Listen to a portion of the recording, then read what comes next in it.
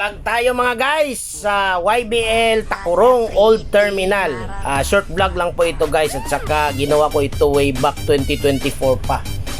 So kung mapapansin niyo guys, pag mga alas 4 na ng hapon, imbis doon tayo liliko sa kalsada papunta ng New Isabela, diretso-diretso na po tayo niyan sa Maharlika Highway, at doon na po tayo magti-terminal sa lumang terminal ng Yellow Bus Line sa Takurong City mga guys.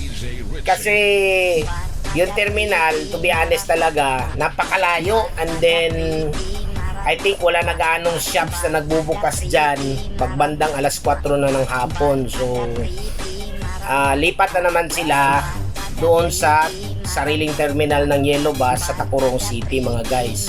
So short vlog lang po ito guys, pinapakita ko lang po yung daan mula doon sa crossing papunta ng New Isabela. Madaanan na po natin yung round ball. Kasi before, na planuhan ko yan na magpitik doon sa round ball. Kasi dati, hindi dumadaan naman talaga yung mga bus. Yellow Bus, Husky, Rural Transit doon sa round ball pag galing ng Coronadal. Anytime po yun, pero nagbago na siya kasi pinapaobliga na silang lumusot doon sa access road na yun papuntang New Isabela mga guys. Malapit lang po ito. So ayan, nakikita nyo, parami na yung ating mga buildings, and then ayan na po, natatanaw na natin ang round ball ng Takurong or yung Takurong City Rotonda. Parte po ito ng Maharlika Highway guys ha.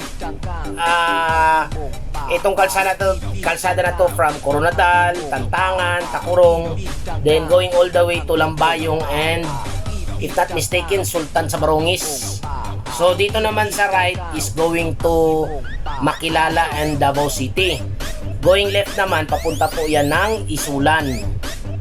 Kung sa mga ganitong oras guys, gusto nyo sumakay ng Yellow Bus, so ang i-ano nyo ng mga landmark papunta ng old terminal ng Yellow Bus is itong Petron, katabi po yan siya mga guys, at saka itong bakery ng Panadero.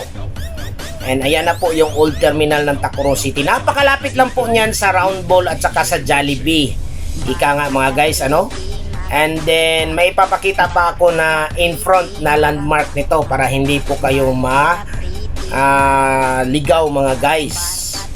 So ayan po, pwede rin po kayo sumakay dyan papunta ng Kidapawan. May 2 trips pa po yan guys eh. And then Paisulan, pwede rin po kayong sumakay dyan at papunta rin ng Coronadal City. So yan, harap lang po yan siya ng RCBC Takurong at saka Cha Hardware if not mistaken. So yun lamang po, maraming salamat po.